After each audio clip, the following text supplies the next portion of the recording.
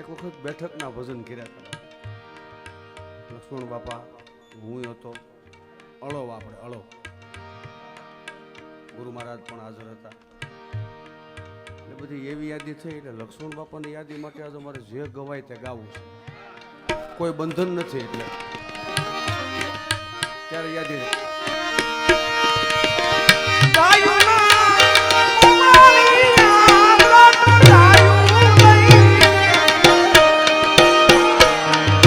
કમલેશભાઈ,